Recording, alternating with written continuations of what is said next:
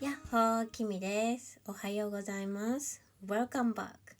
Today is another little coffee break episode.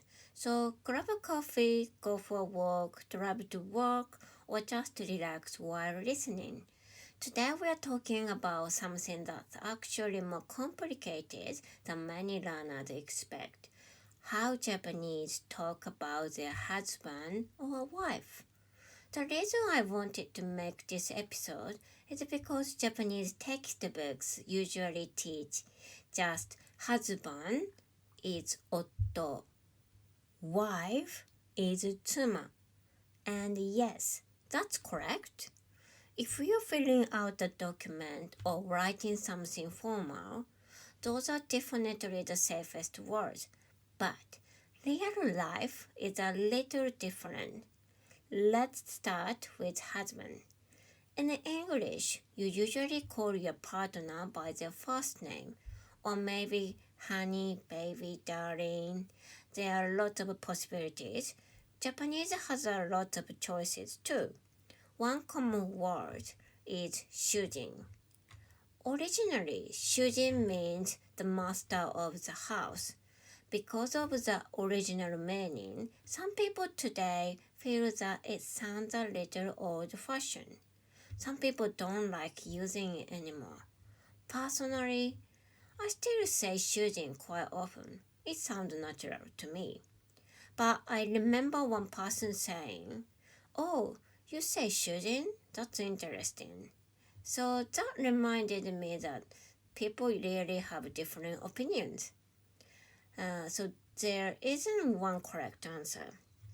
Another very common word is danna. Among friends, I think this is probably one of the most common ways to talk about your husband. For me, it's a little different because my husband is Australian. Most of the time, I just say his name. But if I'm talking in Japanese, like Teppei's podcast,And I don't want to use his name, so I often say danna-san. But now, here's an interesting part. Technically, Japanese grammar says that when you're talking about your own family, you shouldn't add san. So technically, danna is correct, not danna-san. But in real life, so many Japanese people say うちの旦那さん or 私の旦那さん even though it's not technically what the grammar books teach. Personally, I often say 旦那さん. I know it's not the standard Japanese, but 旦那 just sounds a little too direct to me. So I personally add さん because it feels softer.But here is something interesting. I would never say 娘さん or 息子さん when I'm talking about my own children. That sounds really strange to me. I always say 娘 or 息子. I guess most of people agree with this. So for me, 旦那さん somehow feels natural, but 娘さん definitely doesn't.That's a bit inconsistent. And actually, this is something Japanese people disagree on too, especially older people. Some of them feel that calling your own husband danna-san is incorrect or even a little inappropriate. Because san is traditionally used for someone else's family, not your own.So there isn't one perfect answer. It really depends on the person and the generation, I think. That's one of the fun things about Japanese. Even native speakers don't always agree on what's correct. And real life, it's often different from what you learn in textbook. Now let's talk about wives.The formal word is tsuma. That's the word you see on official documents. But in everyday conversation, many men say okusan. So some people say yome personally. Some people say yome Personally, I'm not a big fan of yome. Do you remember not big fan? そう、苦手。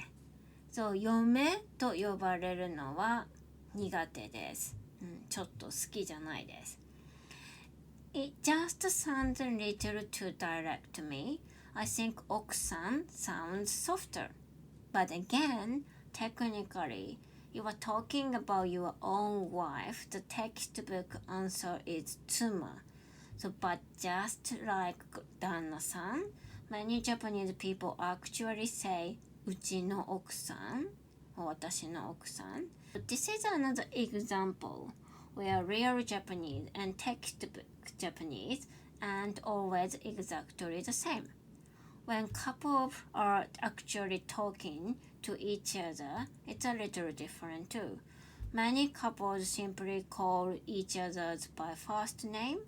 Some people still use the nickname they started using when they are dating, like adding chan or kun. But once they have children, something funny often happens. Many couples start calling each other papa, mama, おとうさん or おかあさん. They're actually talking to their husband or wife, but they're using the words from the children's point of view.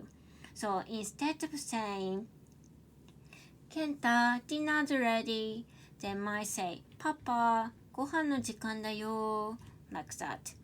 That's actually very common in Japan. There's one rule that doesn't really change though. When you are talking about someone else's family, adding san is the safest and most natural choice.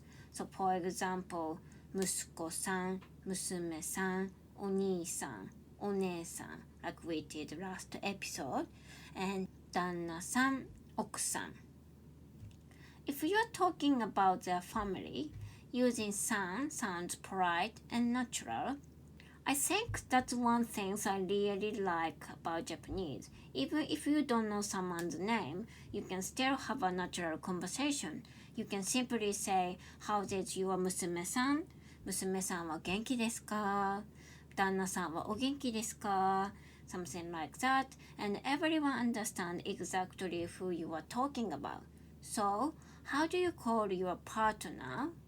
Do you use their first name, a nickname, honey, baby, or something completely different?